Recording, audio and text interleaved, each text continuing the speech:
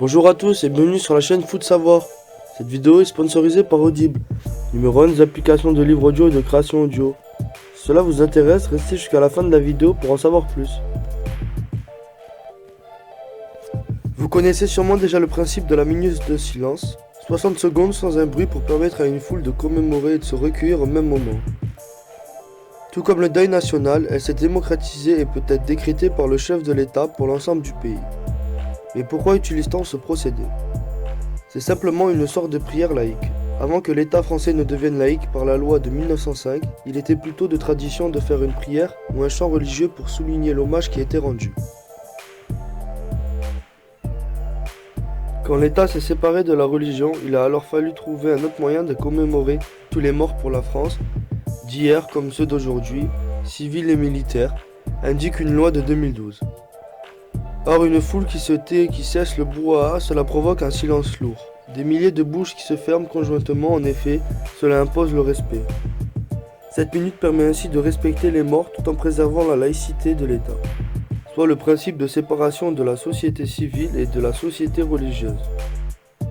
Mais quand ce processus de recueillement a-t-il été utilisé pour la première fois?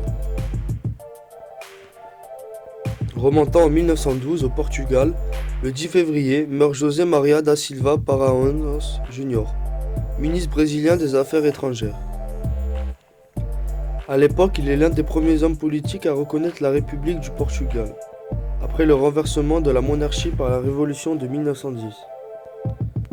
Le 12 février 1912, apprenant la nouvelle de ce décès, les sénateurs portugais interrompent leur séance.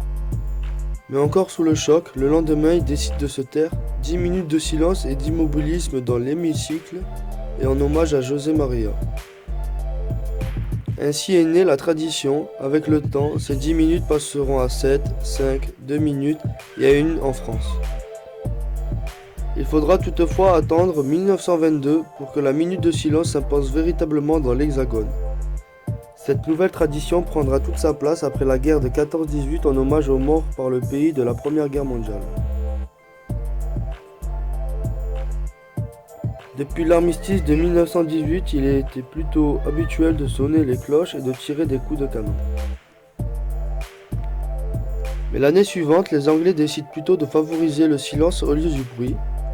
Les Français ne tarderont pas à les suivre avant que la minute de silence ne devienne la norme pour toutes les cérémonies d'hommage aux morts de la guerre, le 11 novembre et le 8 mai au fil des années. Cette tradition s'est étendue à la majorité des cérémonies commémoratives en souhaitant rendre hommage à des personnes dont on estime que la mort sert et renforce la cohésion et les valeurs nationales. Alors il reste bien des petits malins qui sifflent ou crient au milieu d'une foule silencieuse. Ainsi, dans les stades ces dernières années, une technique s'est développée pour couvrir les impertinents, applaudir là où les personnes à qui l'on rend hommage. Nous verrons bien si à terme les applaudissements supplanteront la minute de silence. Merci d'avoir visionné cette vidéo jusqu'à la fin. Si tu as soif de savoir, de connaissances et que tu vas apprendre tout en te divertissant, les plus de 400 000 livres et enregistrements audibles sur tous sujets confondus sont faits pour que tu puisses t'instruire et suivre tes activités en même temps. Si tu es intéressé ou que tu veux simplement soutenir notre chaîne, je t'invite à cliquer sur le lien en description et à prendre ta période d'essai gratuite pendant 1 mois. N'oublie pas de t'abonner à la chaîne et de laisser un like si tu as appris des choses ou que tu as aimé nos explications, ainsi qu'à activer la cloche pour être tenu au courant de nos prochaines sorties de vidéos.